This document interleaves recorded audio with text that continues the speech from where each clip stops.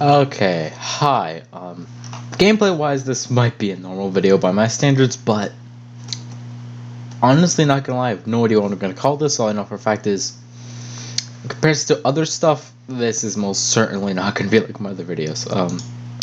Playing X1, so be prepared to hear a bunch of screaming and depression, but yeah. Wait. Remember to run to the numbers in order, okay?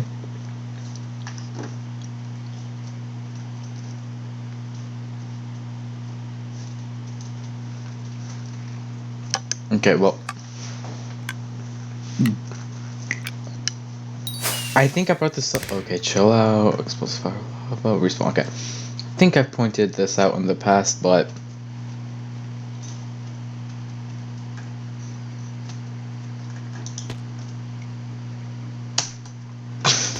okay, I think I pointed this out in the past, but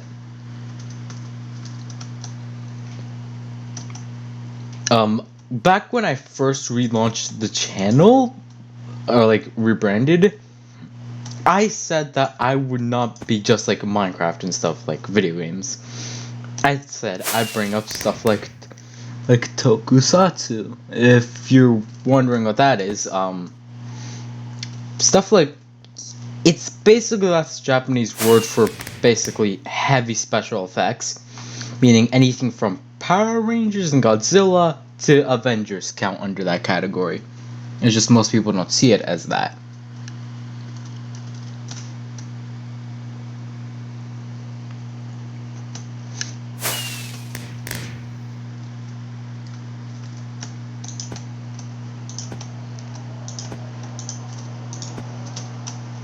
Okay, but so of course I brought up Power Rangers, and kinda that's what I want to talk about. Okay.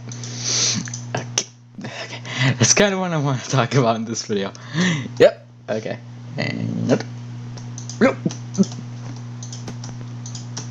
okay.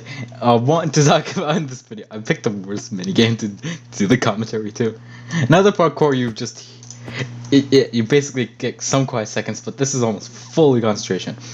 I want to talk about how kind of like the way they're adapting shows, like in the Tokusatsu genre, especially Japan's big ones, Kamen Rider, Sentai,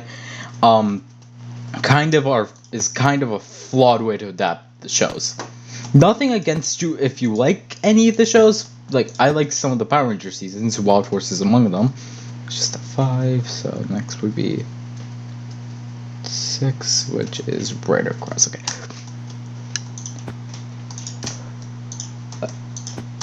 Okay.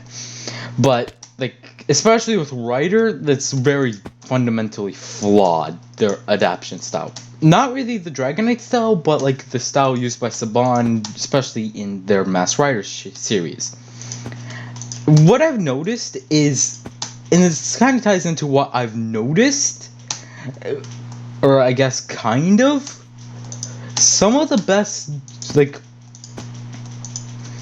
some of the best series, I guess okay, it's kind of the reverse of what I'm gonna say, just having problems finding the words, is if you look at some of the best doing Power Ranger shows, which is like the biggest, you have no arguments, you can't argue against it being Tokusatsu now.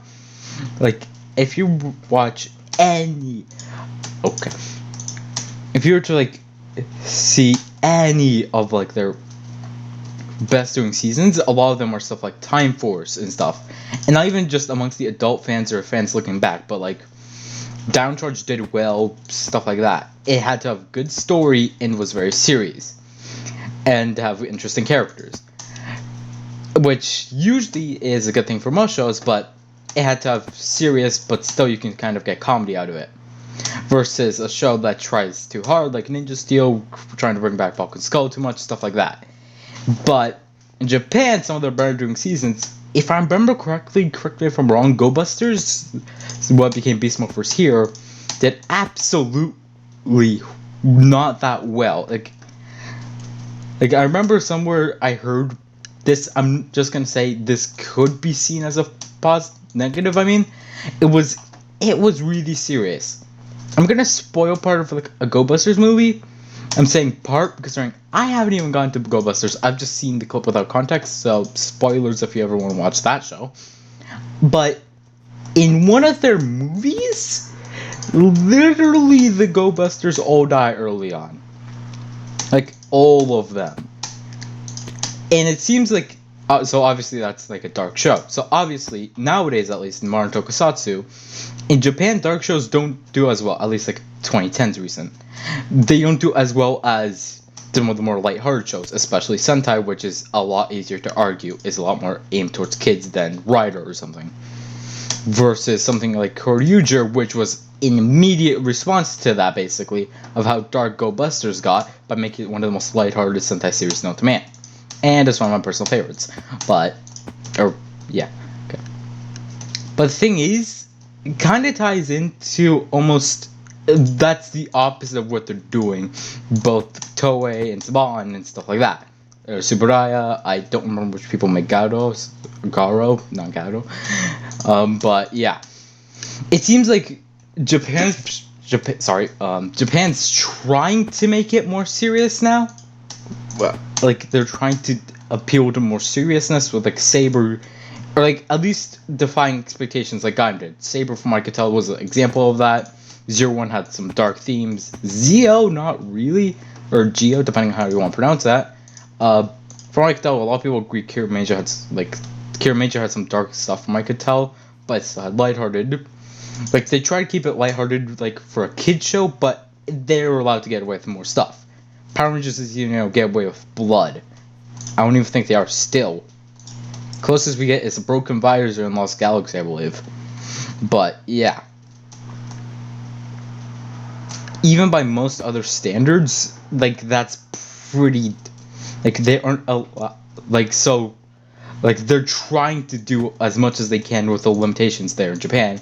Meanwhile, the US is trying to keep it as family-friendly as possible, and something Power Rangers is a flaw about Power Rangers, a few people pointed out in the past, they're too reliant on MMPR, like the original season.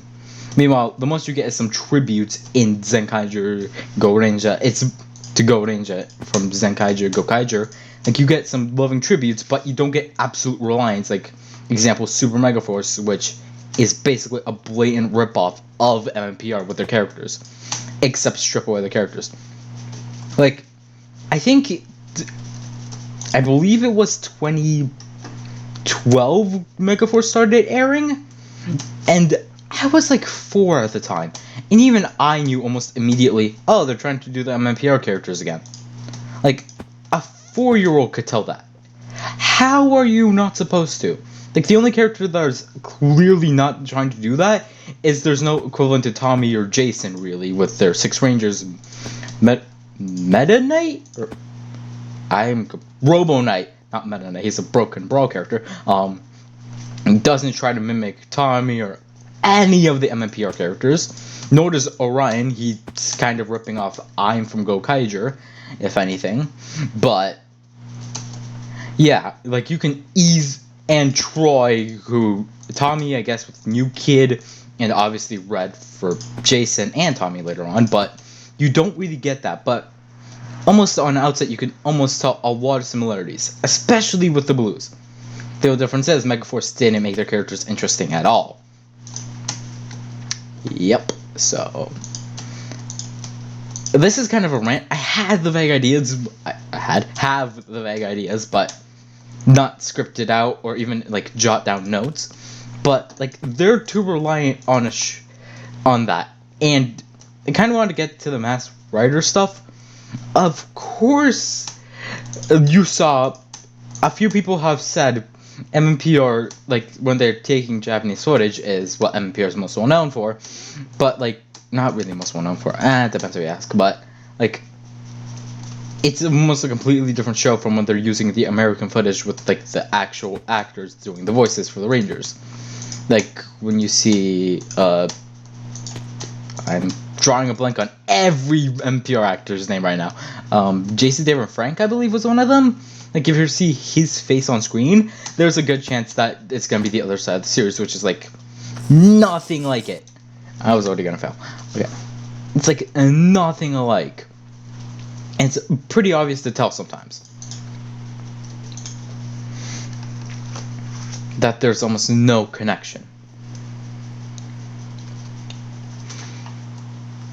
between like the two segments, where a lot of people have said it's like Saved by the Bell, like that person of the show. And it seems Saban really liked the idea of human actors have to do this and have to have very different, like the non-civilian form versions of the characters are like living what popular shows nowadays have to live through what popular shows do nowadays, like Saved by the Bell for Power Rangers.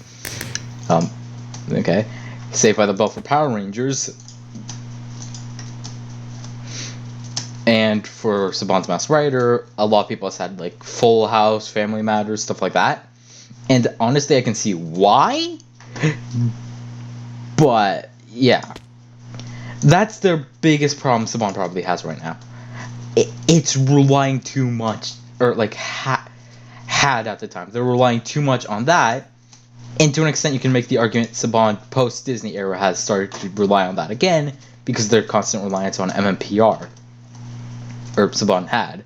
Now that Hasbro's in its hands, it has some references to it, but like Sentai's doing, it has homages, but it's not blatant ripoffs. Like Megaforce is the most blatant one, if you ask me. But yeah. Also, another thing I think people have pointed out, especially in comparison with Saban's Masked Rider, is, well, it's kind of getting into how I mentioned, like they try to do what as much as they can with kid shows in Japan. In the U.S., they try to keep it as kid friendly as possible. They don't want to even test what's allowed to air, especially nowadays. Like back during Neo Saban, they're almost never testing how far away, how much they can get away with. Okay then.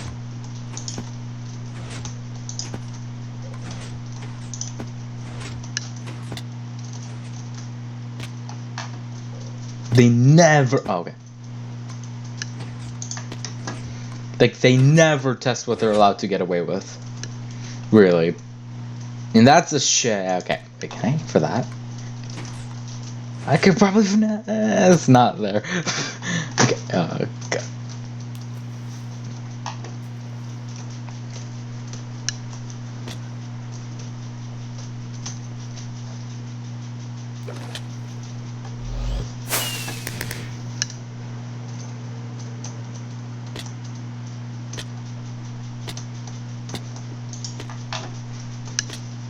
But yeah, Saban's Masked Rider, or like, okay, I'm lost where I even was before. But like they, as I said before, they're trying to not even like, especially with Saban and Neo Saban, they didn't even want to test. Like Disney, they're able to test, and I feel like because it's Disney, they probably would have been able to get away with it. But like, what was going to stop them? But I mean, there's still almost but they don't even care about if the season's dark or not.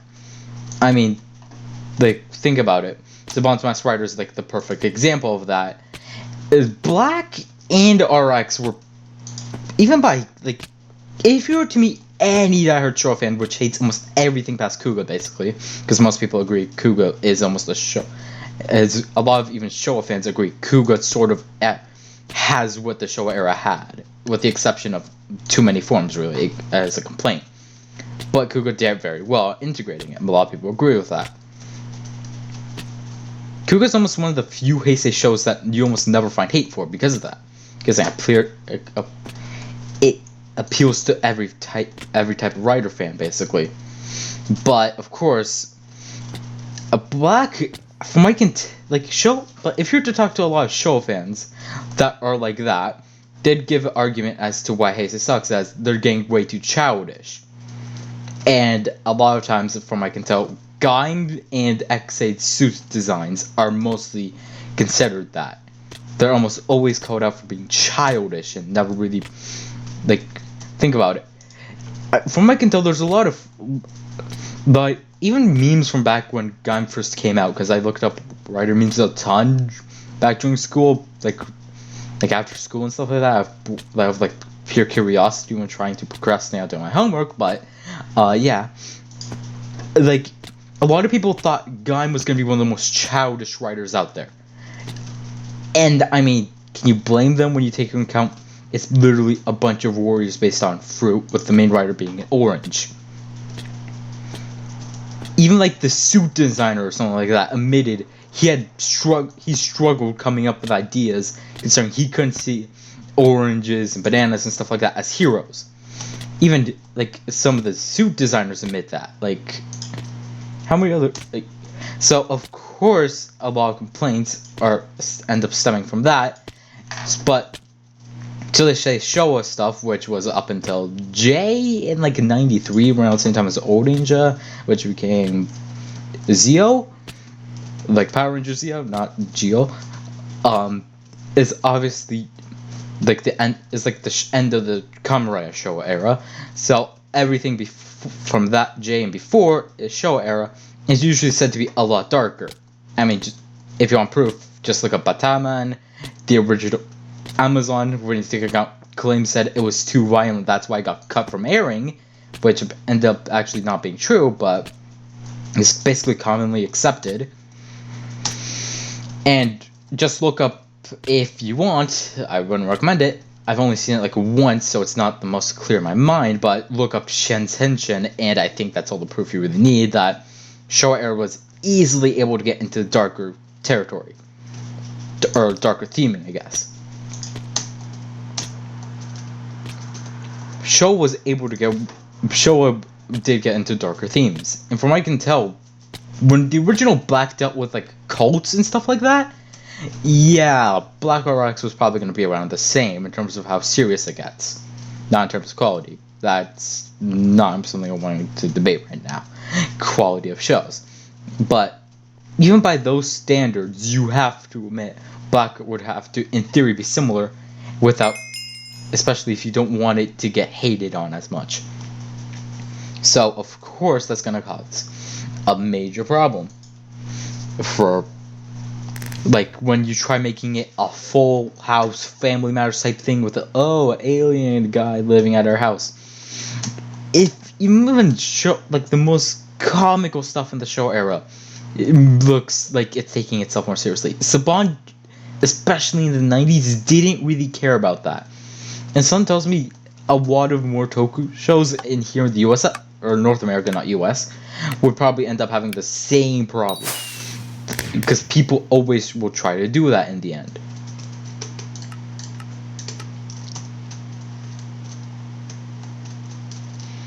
Something like that will always happen.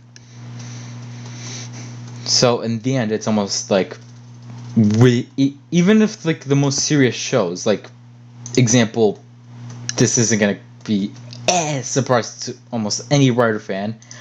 Shocker, literally being based off Nazis. Yeah, they're even in shows with blatant imagery of that, they're gonna find a way to make it some of the most like. They're probably gonna, if they were to adapt Ichigo for now, they'll probably make it like. Is it like Family Matters or something like that? Like they'd make it like based on the most modern sitcom shows. Like Ichigo would probably be like a high school student with like an average atomic family. Maybe his brother Nico becomes his brother or something like that. Like they don't care about the source material's connections. Which, I mean, sometimes they don't need to care about what the source material does. But in cases like that, where you're gonna obviously feel cognitive dissonance, it's not good to do that, and that's gonna end up biting a lot of like a ton of Toku shows in the butt if they come to the U.S. Ultra has had a good. Ultra is like the few places, along with Garo, at least big Tokus, that haven't had that. Ultraman's had a faithful dub by most standards, and taking account when there's some like the dub's endings were so iconic that they retcon the entire original Ultraman ending to fit with the dub instead of the original Japanese. Yeah, I'd say it is pretty iconic in that regard. Nope, okay. Like, I'd say in that regard that it is honestly iconic because of that, almost. And Nigaro, from what I can tell, has only had subs. Like, think about it.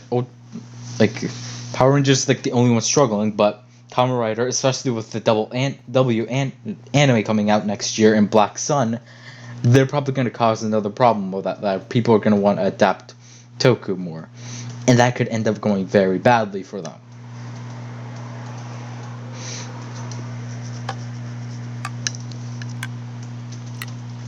This was mostly made after I saw... The idea for this video came after I saw some reviews for like a Masked Rider, considering I wanted to look up something like Kamen Rider is... And I remember is not Power Rangers or something like that, or is better than Power Rangers or something like that. It came up when I was trying to look up like... I don't even remember. I think it was just an auto suggestion I made when I wanted to just look up anything random Kamen Rider, which I saw. And yeah, that's possibly why I ended up spat out there. But I saw some Masked Rider reviews, and obviously that's what caused this idea. Kamen Rider has been looking enough that it's probably not going to have the same problem Sentai will ever have because of this. Considering Sentai could... The problem... I'm not sure how to word it, but basically, Sentai might not have this problem as much if... In comparison to something like Rider, if they ever try to adapt it. Sentai... Overall, usually has a lot more child-friendly stories, like that are easier to adapt and keep stuff in common between. Of course, they don't have to make it like Samurai, where especially in cases like Samurai, where adapting it basically one for one like that is just horrible. It causes cultural dissonance. It almost comes across as offensive in possibly more than one ways. I'm not going to bring up what, like, how, because I feel like I end up offending more people than Samurai even does, as I am honestly not the most aware of how something could be seen as offensive or not. I'm aware only in hindsight. Yeah, let's just say that. I prefer to just stay quiet for this stuff, but yeah. But in a case like Time Ranger to Time Force, it gets a good adaptation, even when it's one-to-one. Like, a good adaptation should be able to translate the good portions, and if stuff really can't fly, then change it, or cultural differences need to change it. You need to change it for cultural differences. That's what I feel like a good adaptation should do. And the only, and because of that, Sentai will have some problems where adaptation could be bad, but it mostly won't have the same problem as something like Rider will, where it almost feels like it's like a slap to the face of everything writers at the time had in their shows. Even some of the most goofy in the end, some of the most goofy things from Showa writers ends up being the special effects and suits. Like, just Google an image of Stronger and you'll have proof right there that it is just really goofy. But yeah.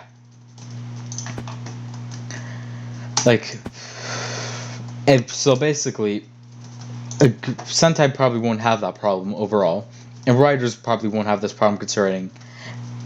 Usually, some of the most interested people in Kamen Rider end up being people that are connected to bigger, darker things. Example, I don't remember who did Dragonite, but I believe they had connections to the Guyver movie or something. They worked on it or something, and unlike a Masked Rider, where it's, even by most standards, I feel like a crash grab, only really being by Megaforce, and Super Megaforce, if you ask me. Yeah, it feels almost like and it slaps in the face of everything. Writers, most likely just won't get adaptations, and hopefully Tokusatsu or the official Toei channel releases more than just episode 2, or Tokusatsu gets the ability to license out more than just Kuwa and Ichigo. It's just going to be a pain in the butt for me, considering I said to myself, I'm going to watch all Sentai and Riders in order of their actual airing, meaning I have to go Ichigo, V3, X, stuff like that. So, obviously, that's going to be a pain in the butt. But, yeah, let's just say it is not going to be fun. But, yeah.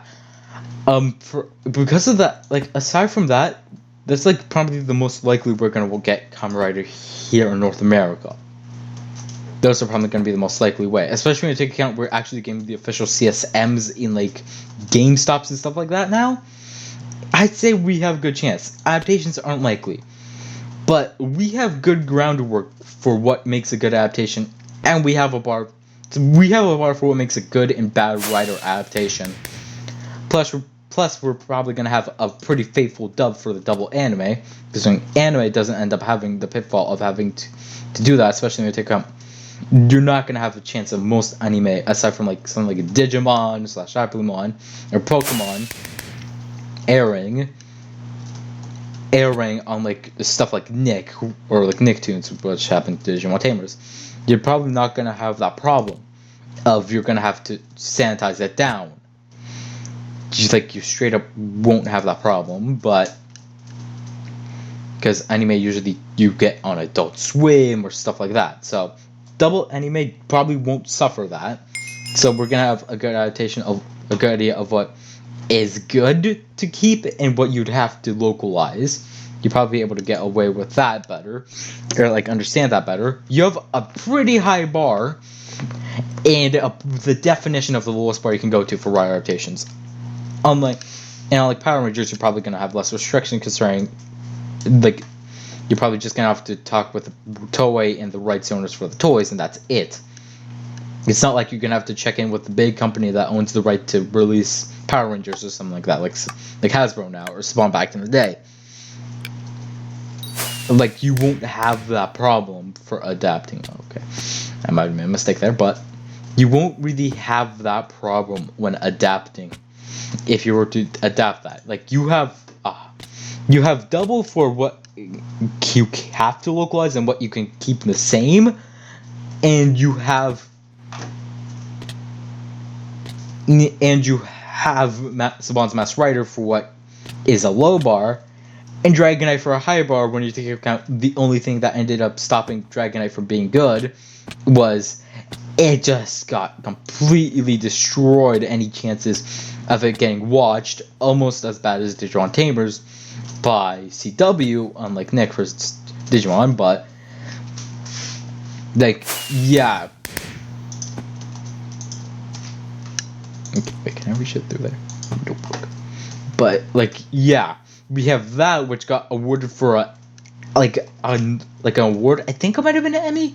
Was good enough to, just like the original Ryuki, be good enough to get novels. Granted, while Ryuki's was separate endings, Dragonite's were continuations, including what could basically be seen as Odin Survive and stuff like that.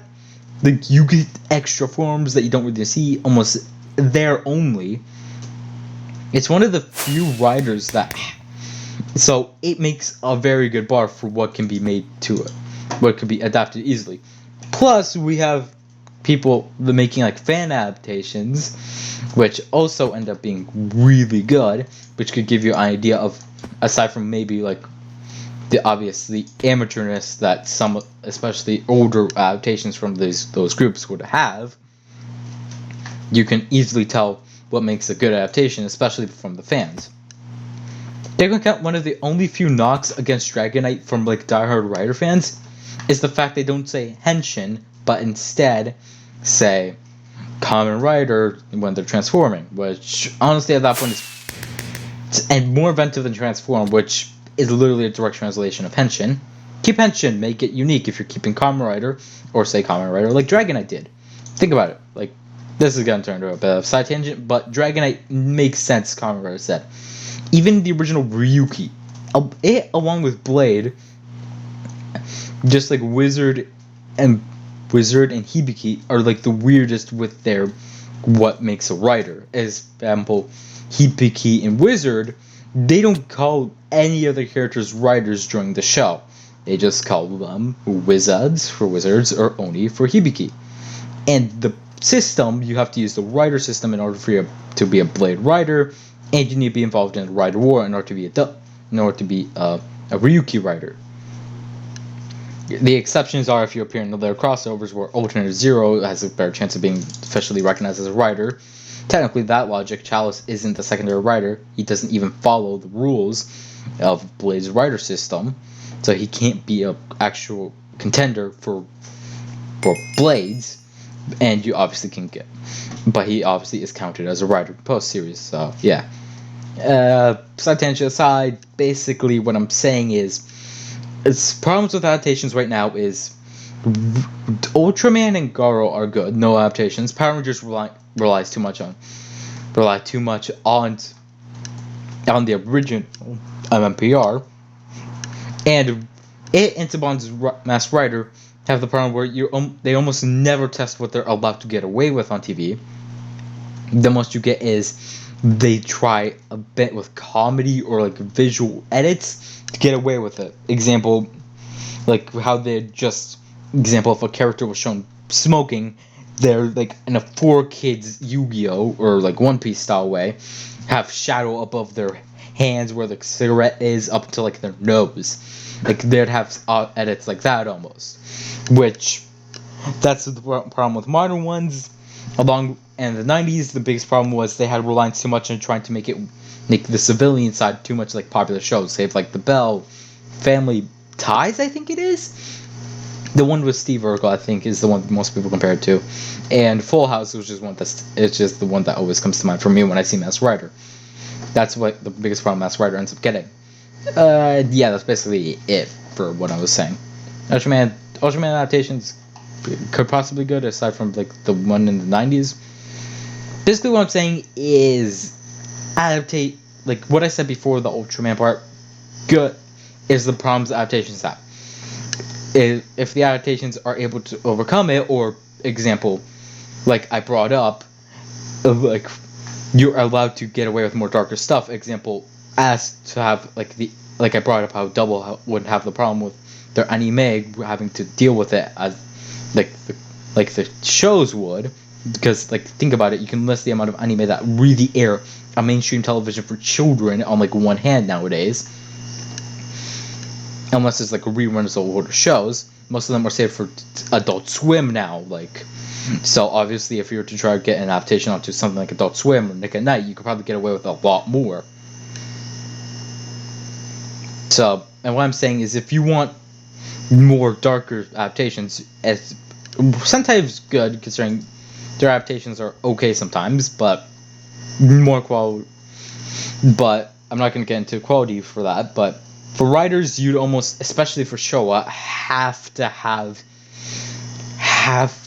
it on like a Nick at Night or Adult Swim type of block, or like trying a blank on its name, Comedy Central, or like a channel specifically dedicated to more adult stuff. You would need to have that, like a channel that's more willing to air dark, bloody stuff. That's probably the best place for certain writers to go. Even Gaim, when you take into account, from what I can tell, a lot of people talk about its version of Expectations.